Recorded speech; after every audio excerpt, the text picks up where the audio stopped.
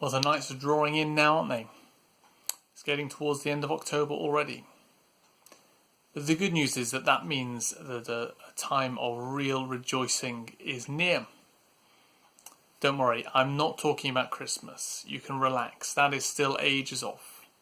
I'm talking about Reformation Day.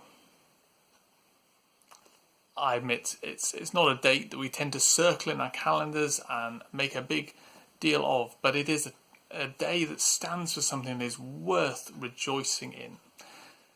So let me fill you in with some of the story. There was a young German monk called Martin Luther who was deeply troubled in his conscience. How could he ever be acceptable to God? He would do anything. He did everything that the Catholic Church told him to do. He confessed his sins to a priest at length. He went on pilgrimage to Rome. He visited holy sites. He did good works. He did all kinds of things. And yet all to no avail. He just could not be confident that he would be acceptable to such a pure, holy, good God. Eventually, his superiors in the monastery gave him a position as professor of Bible at the University of Wittenberg, a new university at the time. They thought it'd be good for him, keep him occupied. It certainly was good for him, because what he discovered in the Bible was an incredible contrast to what he had been taught. The teaching of the church had been so focused on what he, Luther, must do to make himself good enough for God. Whereas in the Bible, what he found was that everything depended not upon him, but upon what God had already done for him through the life, the death, the resurrection of the Lord Jesus Christ. Actually, his hope, his joy, his security depended not on how he was doing, but on how Jesus had done. And Jesus had done everything perfectly. After so many years of struggle, the joy, the hope, the security that this realization brought Luther was just incredible. This is what he said. He said, "I felt as though I had been altogether born again and had entered paradise through open gates." As he made his views known, a conflict with the Catholic Church escalated. The Church was not prepared to reform. So ultimately, what we call a Protestant Church was formed out of this conflict. And that's what is celebrated on Reformation Day, the 31st of October each year.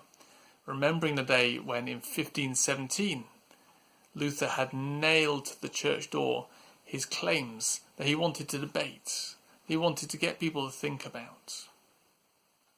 Actually, his story progressed over a number of years, and a number of the key events in his story happened in 1520, around about October, November time.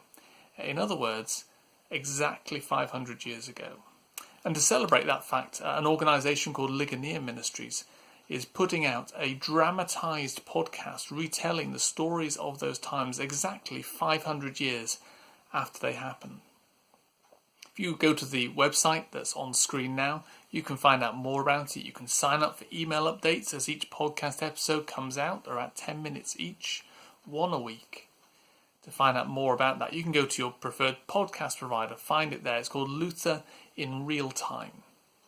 Discover more of what God did in Luther, through Luther, and through him has blessed the church, because his hope that he discovered is our hope too.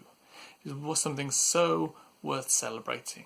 That my worth is not in me, in what I own, in what I am, in what I achieve, in anything like that. It's only in Jesus Christ. So I've also put a song that comes after this video. I do hope you've got time to sit, to listen, to reflect on it, to worship, to respond to these incredible truths. What it was that Luther discovered. To us, it's kind of basic Christianity in many ways. For him, it was an earth-shattering discovery.